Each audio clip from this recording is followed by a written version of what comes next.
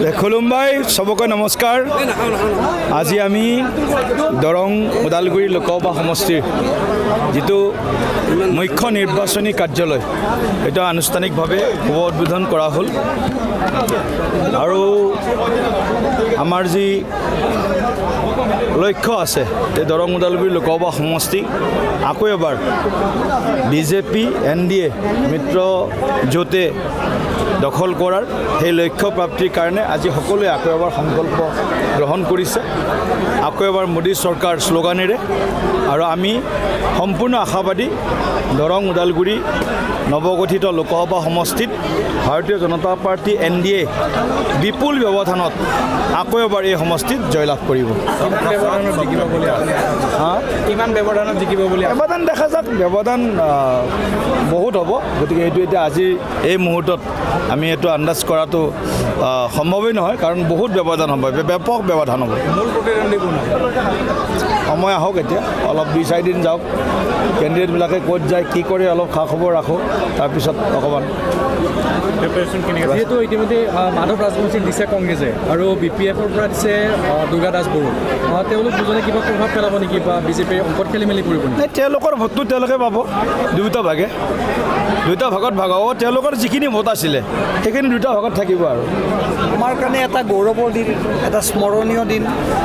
আজি এনেকুৱা লাগিছে যেনে যে ইলেকশ্যন জিকি আহি আমি আনন্দ উৎসৱ কৰিছোঁ, এনেকুৱা এটা পৰিৱেশ। আপোনালোকে দেখিছে কি ধুনীয়াকৈ কাৰ্যালয়টো দিলীপ শইকীয়া ডাঙৰীয়াই নিজে উদ্বোধন কৰিছে, আমি সকলো উপস্থিত আছোঁ।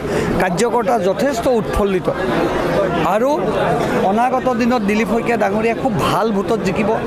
মুখ্যমন্ত্ৰী ডাঙৰীয়াই আমাক বাৰ্তা দিছে, তেওঁ আহিব ইয়ালৈ, সভা কৰিব, ৰোড শ্ব' হ'ব, মৰ্চাৰ প্ৰতিনিধিসকলে বিভিন্ন ধৰণৰ ব্যৱস্থা আমাৰ ইয়াত ৰখা হৈছে। বুথে বুথে আমাৰ কাৰ্যকৰ্তা যাব আৰু খুব ভালকৈ আমাৰ এইবাৰ এই লোকসভা নিৰ্বাচনটো আমি এটা উৎসৱমুখৰ পৰিৱেশেৰে আমি নিৰ্বাচনটো অতিবাহিত কৰিম আৰু সকলো কাৰ্যকৰ্তাক আজি আমি এটা বাৰ্তা দিছোঁ, ভালকৈ কাম কৰক, নিজৰ বুথ সকলোতকৈ মজবুত। এইবাৰ 400তকৈ ওপৰৰ অধিক চিটত আমি সংকল্প লৈছোঁ আৰু সেই সংকল্প সিদ্ধিলৈ পৰিৱৰ্তন হ'ব। যুঁজেই নহয়, ইয়াত যুঁজ হোৱা মানুহ নায়েই ইয়াত, কাৰণ কংগ্ৰেছৰ যিজন কেণ্ডিডেট দিছোঁ আমি দিছোঁ বুলি কৈছোঁ, আমিয়ে দিয়া কেণ্ডিডেট, কাৰণ আচল কেণ্ডিডেট নাই, এতিয়া ডেমি কেণ্ডিডেট এজন দিয়া হৈছে, কাৰণ প্ৰাৰ্থী নাই তেওঁলোকৰ। দিলীপ দা আৰু আমি কৈছোঁ যে মাধৱ ৰাজবংশীক দিলে মিনিমাম সন্মানটো আপোনালোকৰ হ'ব। BPFে কিবা প্ৰভাৱ পেলাব পাৰে নেকি? তেওঁলোকৰ ইমান বছৰ শাসন কৰিলে, 15টা বছৰ শাসন কৰিছে, শুভেচ্ছা থাকিল তেওঁলোকলৈ। বিজেপিৰ বাবে এই ইলেকশ্যনটো কি ইমান সহজ হ'ব বুলি ভাবে নেকি? কোনো ইলেকশ্যনে সহজ নহয়, কিন্তু আমি ষ্ট্ৰেটেজিকেলি আমি ভাবোঁ যে আমি খুব ভাল ভোটত জিকিম।